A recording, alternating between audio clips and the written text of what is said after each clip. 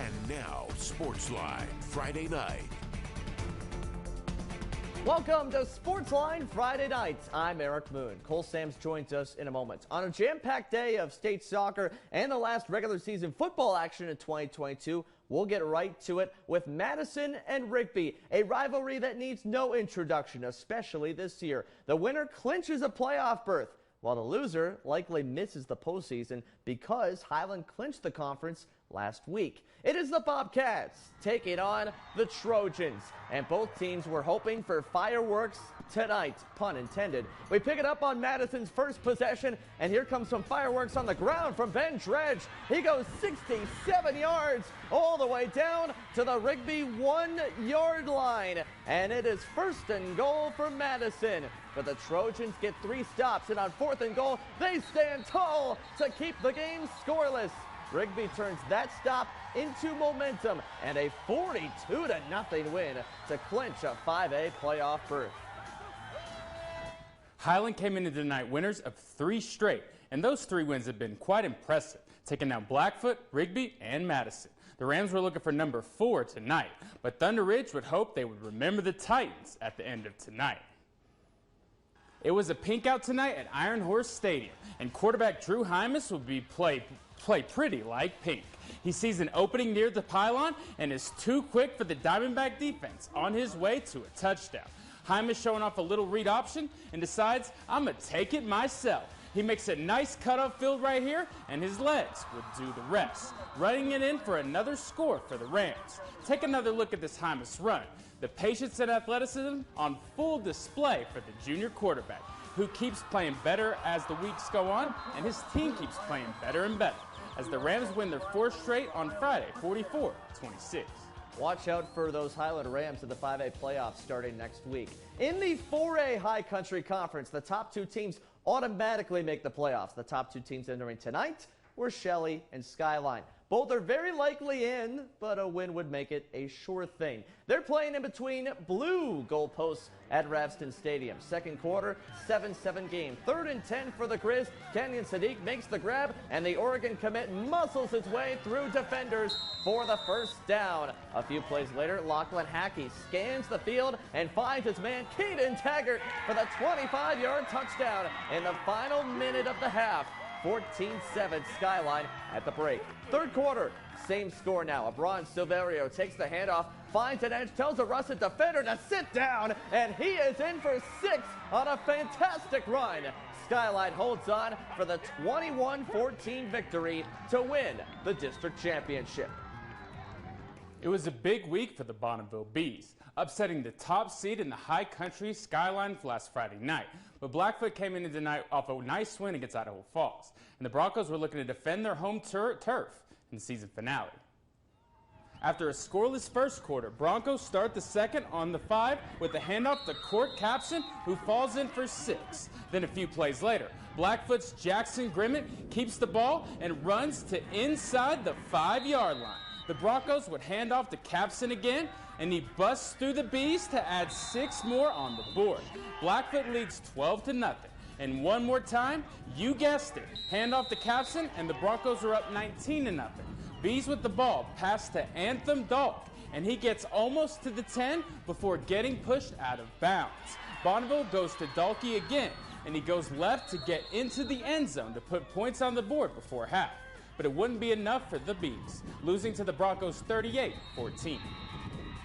With 2 wins in a row, the Hillcrest Knights enter tonight in great position to return to the postseason. But Idaho Falls needed a win at Thunder Stadium to earn a playoff berth. It was both Breast Cancer Awareness Night and Senior Night for the Knights on a very windy night. And it would be the Knights on top first as junior quarterback Peyton Kane hands it off to Titan Larson, who pounds his way into the end zone to get up by a score. Then the Tigers would show their might with a tip ball right to the big man Alex Garnica. Renova on defense coming up with the interception that would lead to a wonderful touchdown pass from Bradley Ellison. It's coming up right here to Court Murdoch, and with a successful 2-point conversion, Idaho Falls would take the 8-7 lead, but not for long. It would be Titan Larson's time to shine again, rolling in on the left side for another TD. Hillcrest finishes the regular season red hot with a 34-15 win.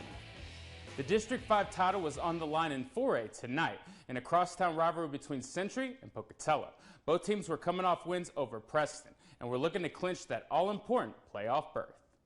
It was a battle at Lookout Field in the first half.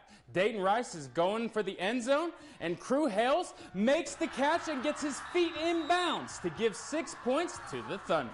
The Diamondbacks are going to go to the same exact spot, but Garrett Keller says, "I will have none of that," picking off the pass to give the ball back to Pocatello. Rice is going to roll to his right and then roll back to his left, tossing it downfield off the fingertips of Echohawk, What a play. but right in the hands of Alex Swin. But unfortunately, Eric, there'd be a penalty on the play to eliminate the game, and Echohawk would respond. Here, muscling his way, breaking tackles, and takes nearly the entire Century team with him on his way to a first down, leading Pocatello to the victory over rival Century, 31-7. We'll see the Thunder in the playoffs next week. Sugar Salem and South Fremont are bitter rivals. That much is obvious. Tonight, though, there was a lot at stake, as was the case pretty much everywhere tonight, because the winner in St. Anthony would win the district as well. It is a windy night at St. Anthony. Doesn't stop the Digger offense, though. After this TD, they would go up by 2 scores. So can the Cougars find a way to answer? They can with this big run from Hunter Hobbs that cuts the lead in half. But the Diggers keep the foot on the gas, and they score after a sneak from Daniel Neal, extending the lead back to 2 scores. Cougars come storming back, cap off their drive with its house call to Preston Stoddard. Sugar Salem, though, back of the red zone on their next possession, scoring again. Neal finds Ty Herlinger for 6. Diggers in the half up 35-13. They win big 47-19 to clinch another district title. After the break, we'll show you more scores, our top plays of the week, and highlights from state soccer semifinals. That's next on Sportsline Friday night.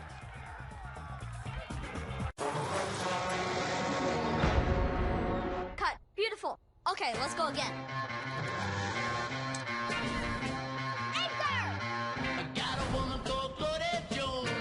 Tell me about your vision. At the end of the day, it's your classic coming-of-age story. Gonna need more shipping labels. All the gig speed, fiber-fueled internet you need to take whatever and make it big. Sparklight Internet, a stronger connection. Looking for a new truck and can't find what you want? Come to Herning Buick GMC today. If we don't have something being built that will work for you, we can order a new GMC just the way you want it. And remember, new GMCs from Herning come with the Herning difference that includes a lifetime powertrain warranty and 2-year maintenance plan at no extra charge. Herning Buick GMC in Pocatello, your house of good service. Locally owned and operated for over 40 years. Welcome back to Rockland with the Bulldogs hosting Nordgem. Teague Matthews takes off down the sideline using those long legs of his for a big gain and the first down. Later in the drive, Matthews is going to have all day to throw and fires it deep downfield to a wide open Brigham Perman, who brings it close to the goal line. Matthews spins out of a sack and finds daylight in the corner, sprinting across the goal line for a Bulldog touchdown. Trying to add points before the half, Matthews steps up in the pocket and finds Cody Woodworth right in stride, who has nothing but green grass in front of him on his way to the end zone, leading to Rockland winning this one in a rout, 58-0.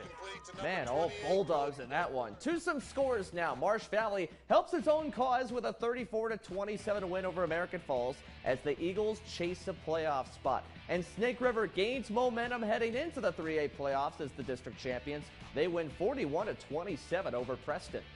The Bear Lake Bears are district champions. The Bears win a defensive battle over Aberdeen 16-8 to go undefeated in conference play. And Westside wins by a big margin over Malad, 60-6.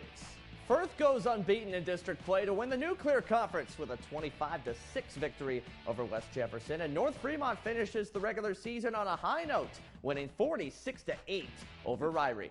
And Soda Springs does the same thing all the way in Marcy, winning big 46-18. And Grace tops Butte County 32-26 to win the 1A Division I High Desert Conference. It is semifinal Friday in the state soccer tournaments, and over at Hillcrest, Thunder Ridge battle Boise for a berth to tomorrow's 5A Boys State Championship. Y'all know what day it is. It's game day, baby! Yeah! 3, 1, 2, 3 times! Thunder Ridge revved up for the semis, but after a scoreless first half, off of a corner kick, Canyon Woodruff gets the header, and the Boise Brave have a 1-0 lead. Same score with 45 seconds left. Last chance for the Titans. Marco Acosta sails it high, and the one Boise goal holds up. Thunder Ridge falls 1-0 in the state semis. They'll play in tomorrow's third-place game at noon. 3A top seed Wendell taking on the boys from Teton. First half 0-0. Free kick for the Trojans, and Santiago Hurtado whips it in and flicks it in. 1-0, dream start for the Trojans. A bit later, the Timberwolves with a free kick, and not a great angle, but John Bredall, though, with a strike. But Michael Torres gets a hand on it and gets to it. Nice recovery there from the senior. Second half now, Wendell starting to impose their will. Corner into a dangerous area, bounces around, then finds the foot of Giovanni Moncada. 2-0 Trojans. Then after another Wendell goal, Hurtado with a penalty kick, and he's going to bury it with ease. Teton falls to Wendell 4-1, and the Timberwolves are playing tomorrow's third-place game. To the girls, a windy one for Sun Valley and American Falls. After the first half, Sun Valley leads 4-2. So, of course, second half was a little more defensive-minded. But here, though, the Beavers trying to inch one closer. Aliana Cruces pulls it back, has a look, but just sends it over the bar. Then Sun Valley going into the wind and trying to put this one away. Free kick sent in the 18, kicked around a few times, finds the foot of Maya Leitner, but it just goes wide. Still 4-2. American Falls, though, just doesn't have the answer offensively in the second half. Kept fighting, but ultimately they fall. The Cutthroats are going to their second straight state championship game with a 4-2 win. More state soccer semifinal scores. Sugar Salem wins a battle of East Idaho teams in the 3A boys tournament 4-0 over American Falls. But in the 4A girls tourney, Pocatello falls in a one-goal battle to Bishop Kelly 3-2. Idaho Falls loses to the Caldwell Cougars in shutout fashion 3-0. And Bishop Kelly gets the better of another East Idaho squad, shutting out Blackfoot 3-0. Time for our sports line top plays, and we'll stay on the pitch for number 3. Off of a turnover, Dallin sends a strike to the back of the net from distance against Bora. That proved to be the game winner to send Thunder Ridge to today's state semifinals. We hit the gridiron at number 2. Drew Plocher has been making plays all season for Water Springs, and in this instance, he would not be denied. Staving off tacklers left and right for 6. What a play by the senior. How about Plocher there, finding his way to find Paterts on a great run there. We will go back to soccer for number 1. Some great plays in state tournament action yesterday. Madison lost to Timberline, but in the game, Mikey Havelange, oh my goodness! That's a laser beam to the upper right 90. Absolutely incredible shot there. Wow. I don't know, how do you even practice that? Like in the it didn't even look like it was going to go that far. No. That's just absolutely incredible, right? Mm-hmm. Just, oh my goodness. Great plays everywhere tonight. Great plays on the pitch as well. That's all for us. For Cole, I'm Eric. Thank you so much for joining us on Sportsline Friday night, and we hope you have a great weekend.